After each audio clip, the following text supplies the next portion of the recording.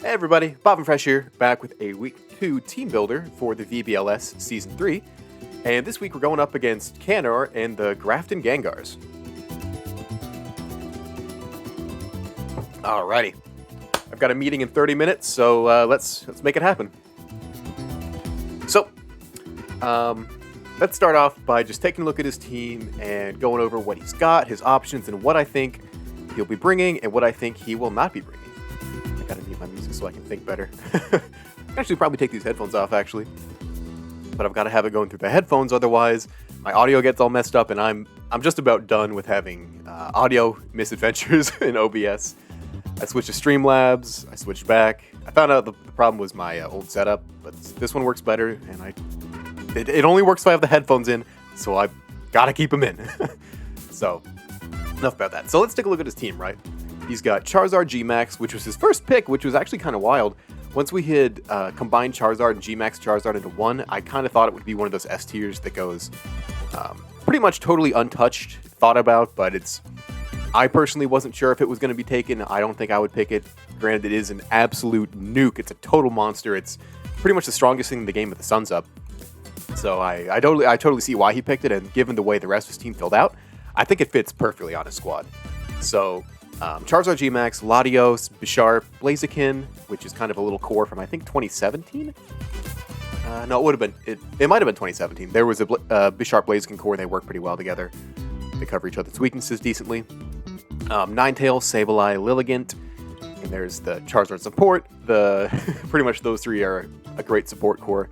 Ninetales set the sun, Sableye to do annoying prankster shit, Lilligant to go really fast in the sun.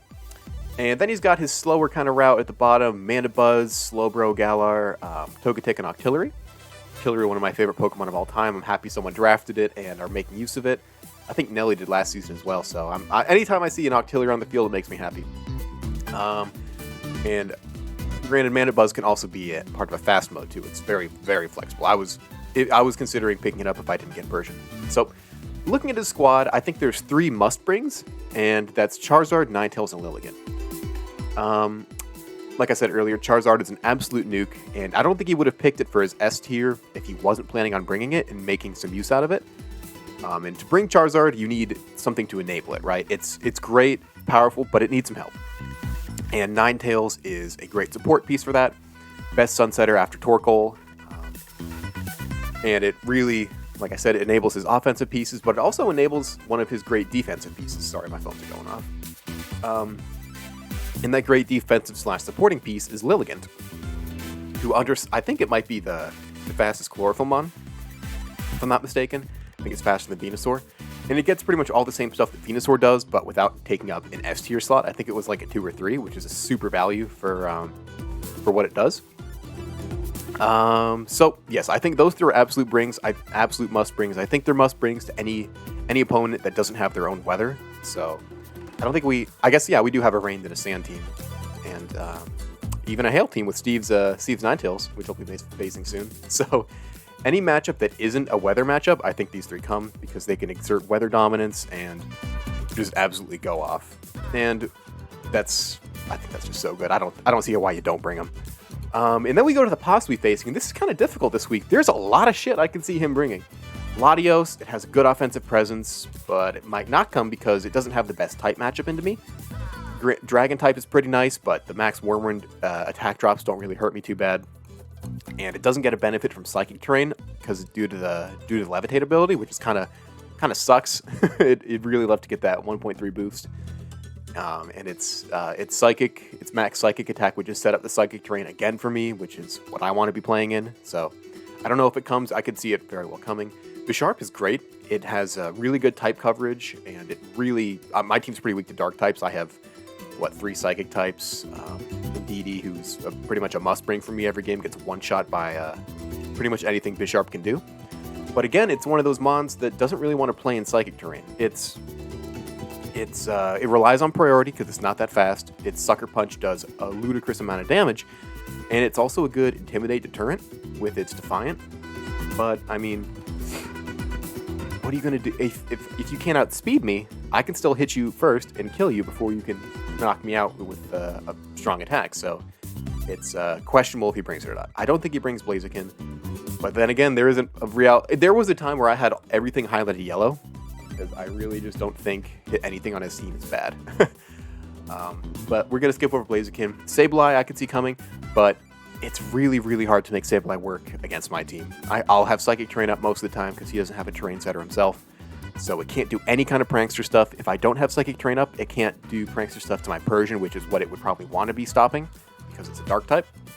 And my team's pretty specially based, at least this week it is. And Foul Play is Sableye's biggest source of damage, and it really is not going to do that much to my team. Even my one physical guy I'm bringing this week, it's Hitmontop. Actually, both my physical threats are fighting types, so it can't really do much to them. And it won't be able to Will-O-Wisp or anything because Psychic Terrain. So Sableye is very good, obviously, but it's, again, a mon that doesn't want to be in the Psychic Terrain. Mandibuzz is a possible option. It's a great special wall against my team. I think it's most especially bulky mon. Gets Snarl, which is great at getting spread moves, getting around my redirection to start dropping my special attacks. So I wouldn't be surprised at all if Mandibuzz shows up. I might actually want to, if I were to redo this, I might move this to the green, but it'll stay yellow because it's super weak to circuitry. It dies in one hit, so it can't really get its job done if it's dying immediately. Slowbro I can see coming as it's only Trick Room setter, and it's the first mon on his team that really wants to be in Psychic Terrain, so it couldn't get fake outed, and it can start blowing off expanding forces, so that's pretty nice. Togetic could come for redirection. Redirection's always nice to have. In Artillery, I don't really see it coming. It dies to circuitry in one hit.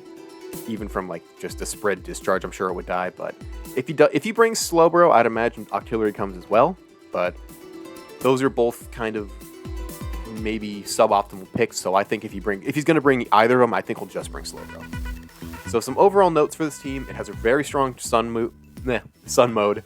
Trick Room is kind of middling, and Sableye and B-Sharp are both great against my team, but they don't want to be in the Psychic Terrain, so it might act as a slight deterrent to them. But also does have a net electric weakness, which makes Circuitry very happy. So just kind of going over this. I made this onto one slide now because I always forgot this other one here. Just looking at his options, only one Trick Room option, 2 Tailwind possibilities, some Icy Wind guys. Sableye is really only with Quash, but again, it's Prankster. And one of the things I'm worried about is possibility of screens. And his only mons that can do that, well, actually no, he has a lot of mons that can do it. Lilligant being probably, I actually didn't know that Lilligant got this until I'm looking at this right now. But yeah, that's a real possibility. I might need to watch out for that. Okay, moving on. We've got squad for this week. We've got Indeedee, PZ, Hitmontop, Circuitry, Persian, and Slurpuff. So, we've got the poke paste up there, and let's just go through it. So, up first, we've got Hitmontop. Kind of a weird mix of EVs here. I'm running Assault Vest on it again this week. However, I'm not running Intimidate on it. His team doesn't really have any physical threats that I'm particularly worried about, and if I were to run it, it would just get countered by Bisharp's Defiant, so I'd be in a worse spot than I would have been if I hadn't run Intimidate. So, we have Technician Hitmontop instead. So, let me just make sure my music doesn't cut out here. Okay, so what do we got? We have a lot of HP, a lot of Spit F, and the rest just kind of thrown into attack, defense, and speed with Mach Punch, Rock Slide, Triple Axle, and Brick Break. So the reason I have 12 speed here is because Hitmontop and Bisharp are both at the same speed tier, and I could see him running no speed in his Bisharp, or I could see him running maybe 1 speed EV in his Bisharp. So if I outspeed it by 1, if I put 2, I guess if I put 12, which makes it boost by 2 points, then I'll still outspeed the Bisharp, which is nice because I can outspeed it with Mach Punch, which will go before Sucker Punch if I don't have terrain up. And if I do have terrain up, I can just hit it with Brick Break and it'll die always.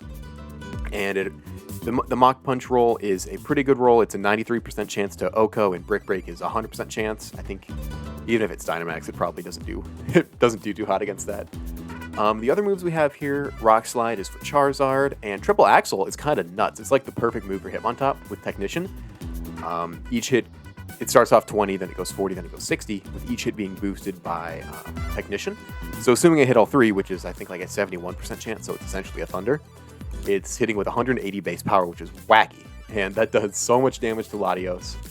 Guaranteed OHKO with whatever spread that is. It has a very, very good chance to 2-hit KO a max physically defensive Mana Buzz, but I don't think his Mana Buzz would be max physical defense, given the nature of my team.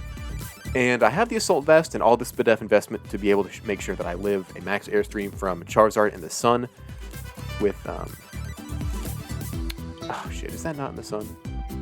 That might not be in the Sun. But anyways, if it's a modest Charizard with Life Orb max Airstream, I still always live it and start chunking away at it with Rock Slide. So that's him on top. I think he's a great support piece and taking kind of a more offensive role this week than he was last week. Next up is Slurpuff again. This is definitely a more typical Slurpuff that I'd imagine people would be used to seeing. It is the Psychic Seed on Burden stuff as opposed to the Weakness Policy on Burden stuff like I did last week. I feel like I'm probably only going to be able to make the Weakness Policy Slurpuff work once, but the fact that it worked is enough for me. So we have here max special bulk investment with 4 speed. I outspeed everything except Lilligant if it's +2 because Lilligant will probably be in the Sun. But then you'll see here I have String Shot, Dazzling Gleam, Rain Dance, and Fake Tears. So after I take care of the Sun with Rain Dance, then I can String Shot, and after that it's far and away the fastest thing on the field. Dazzling Gleam does a little bit of damage to Latios. So this is definitely not an offensive one. I just needed to have a move that does some damage, and it can take care of some of his dark types. And if he does bring Sableye, that could kind of put the hurt on it. And obviously I brought String Shot for speed control, Rain Dance to counter the fact that Canner has a Sun team, and Fake Tears to help out some of my other special attackers, who we will meet in just a bit. Oh, and yeah, here's a fun little fact. This is the only guy on my team that can survive a G-Max Wildfire with the, wait. Never mind, that's not right. I put the +1 multiplier on, but I guess it already accounted for that in the fact that it had Psychic Seed, so ignore that. Everything dies to Max Wildfire. Nothing can live it if it's in the Sun. But a Max Airstream, I could survive that, but nothing lives Max Wildfire, which is why I need the Rain. Hopefully Slurpuff gets it done. Moving on, we have Circuitry again. This is a super, super heavy offensive Circuitry. It's choice specs, beast boost, modest with max special attack, and speed is to outspeed the rest of the team when they're at least -1. I could do that from Slurpuff with the -2 from String Shot, +1 from Airstream, and Circuitry will still be going faster than everything. And I chose for the moves Thunderbolt, Dazzling Gleam, Electro Web, and Discharge. A lot of electric stuff there. But when you don't have a ground type, you can just spam electric moves with Circuitry, and it hopefully should work. As you can see here from these calcs, Circuitry does a shitload of damage. With a max special defense Mana Buzz, that doesn't have Assault Vest, which could be a possibility. If it has Assault Vest, that's the only way it can live. If it doesn't, it'll always die in one hit to Thunderbolt. Thunderbolt against 2v2 HP, 0 SPDF, Dynamax Charizard. That is a 81% chance to OHKO through Dynamax, which is crazy. And then Thunderbolt against Togetic, which is his actually his most specially defensive Mon with the Eviolite. It still has a 40% chance to OHKO, which is kind of crazy because Togetic it wasn't supposed to be an unevolved Mon. It was the final form of Togepi for a good while there, and like any Mon that was originally the final form that gets to hold an Eviolite like Rhydon or something like that, it's pretty fucking strong. So that calc is kind of wild and just kind of blows my mind. And obviously with the +1 boost, everything on the team dies. Nothing lives. That's why having a ground type is pretty important against my team. Indeedee is back again, and probably will be back every week. This is Safety Goggles Indeedee with Psychic Surge, Follow Me, Helping Hand, Expanding Force, and Protect. I was considering not running Expanding Force this week and running Hyper Voice instead so I can just get some damage on the Dark types, but honestly, the Dark types he brings don't take any damage at all from Hyper Voice, so I might as well be using Helping Hand when I'm up against them and Expanding Forcing when I'm not. I have no offensive calcs, I don't really care what the thing does, but this Indeedee can live a solar-powered Charizard Airstream. Again, nothing can live the Wildfire. If it gets a Wildfire off in the Sun, something is dying. And it lives that, and that's really all it needs to do. I need this Indeedee to draw in an attack from Charizard, draw in the powder move shenanigans that Lilligant's going to try to do, and survive and let its teammate do whatever it wants. Moving on, we have one of my personal favorite mons from draft, my Season 1 MVP, porygonz. He's back, hopefully better than ever, now that I have a Redirector to support him. That's not a Moongus. And I got him back here with Life Orb, classic item for Porygonz, adaptability, kind of weird looking EV spread with a Modest Nature, Hyper Beam Protect, Dark Pulse, and Ice Beam. The moves here are essentially just Hyper Beam, but you need Dark Pulse in case he brings Sableye. And if it was a Sableye PZ endgame and I didn't have Dark Pulse or something like that, it would be very, very depressing. Ice Beam is only there to reset the weather, which I hopefully shouldn't have to do. Hopefully I should have the rain up thanks to Slurf, but if I need to reset the weather, that's the reason why Ice Beam is there. Its HP is set at, I think, 179, or it's either 179 or 169 to minimize Life Orb damage, since it does 10% truncated down, so that'll have me taking 17 damage instead of 18.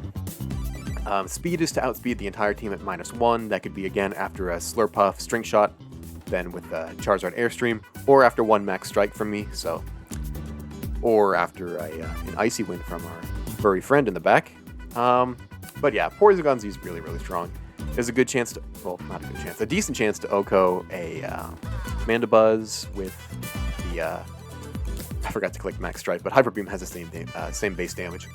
It can't OHKO Togetic, which is sad, but if anything that's not those two, and anything that's not Dynamaxed, will always die in one hit, which is pretty wild. And then last but not least, we have Alolan Persian with a Focus Sash. We're running Technician this week instead of anything else. It has some pretty decent abilities with kind of a kind of janky EV spread with Snarl, Icy Wind, Fake Tears, and Fake Out. So I outspeed his entire team by +2, and that's in case he has anything with a Sash that would outspeed his Latios by 1 point, in which case Persian will still outspeed it by going 2 points faster than Latios. And since it has a Sash, I just put after I had it hit the speed level that I wanted to, I just put the rest in special attack, and then the rest in kind of HP and general defenses, that kind of trick where you take 1 off HP to get 2 in the defenses. I did that here as well. But with Technician and Snarl and Max special attack investment, it actually does a good bit of damage. It's kind of crazy. Its Snarl can do 40% minimum to Latios, which is wild. It's Icy, I don't know why I have that in there twice, but his Icy Wind also does 42% minimum to a 4 HP 0 Spadef Lilligant, which is kind of crazy. No defensive calcs, it'll live 1 hit and then die afterwards, but that's really all I needed to do. I needed to get in there, Icy Wind, or Fake Tears, or Snarl, whatever it needs to do, and then take another hit and die, and that's really what Persian's here for. So, happy to be able to get to use it, and looking forward to it in this first week. General game plan ideas. Game 1, I want to be leading Indeedee Slurpuff and see if he ends up bringing his Sun stuff. And if he doesn't bring Sun turn 1, well, regardless if he does or does not bring Sun turn 1, I want to start off with Rain Dance, because if he switches Ninetales in, I'll get Rain Dance afterwards and be able to turn the Sun off as soon as it comes on. If he does lead Ninetales right away, turn it off anyways. But once the rain is up, then I can start going for String Shot, because that always makes me, as long as the Sun isn't up at the end of turn 1, I go for String Shot safely, because somehow he has another way to set up the Sun, but after that I'll be able to String Shot and slow everything down and deal. It's pretty much all about dealing with Lilligant, honestly, if he goes hard Sun. And once I get his kind of lead slowed down, I can bring in PZ and Circuitry and just blow through everything else. Porygonz and Circuitry have pretty good synergy, funnily enough, with Porygonz being able to drop everything's speed, and Circuitry being able to nuke everything that survives the Max Strike, and get boost at the same time, so it's gonna be a lot of fun. And one of the things I'm worrying about is if my special attackers get walled out, be it through Light Screen or something like that, or if I lose the Trick Room, then the next time I want to lead Porygon and Persian, and go for Fake Out and Max Strike is needed. That's essentially there to stop them from getting out the Light Screen and dunk on whatever is trying to set the Light Screen up, and then bring Hitmontop and Circuitry in the back in order to break the screens if I need to, and Circuitry to just keep going off because Circuitry has such a good matchup this week. Essentially, I don't have a big plan if either of those plans don't work, but Slurpuff and Indeedee and Circuitry are good against. And Circuitry is good against everything. Slurpuff's good against the Sun. PZ and Persian are good against Trick Room. That's kind of the gist of it, right? So, moving on, things not to forget. Number 1 priority, game 1, set up the rain turn 1. I do not want the Sun to be up. I do not want Lilligant doing its shenanigans. I do not want Charizard having solar power. And I don't want it to use a big old Max Wildfire and just annihilate whatever it hits. I want it to have to fight through the sun, or fight in the rain, and fight in the psychic terrain. So I have the kind of like the home field advantage, you know. And like I said earlier, only once I have the sun gone, be it with rain, with hail from max hailstorm or whatever, only then can I start doing string shot. It's just one 9-tail switch in to get the sun back up, get back at full speed and start putting shit to sleep, and then that's how I lose. Again, only use max hailstorm with PZ to reset the weather. In all other cases, max strike is stronger. And again, do not use my priority moves on my opponents in psychic terrain. I felt myself wanting to do it last week, and I got to get that through my skull somehow or other. So that's the team builder. I'll be playing Canner in a couple hours, so I don't think I'll have another shot to re-record this, so this is a one and done, and I will catch you guys in the battle. See you then.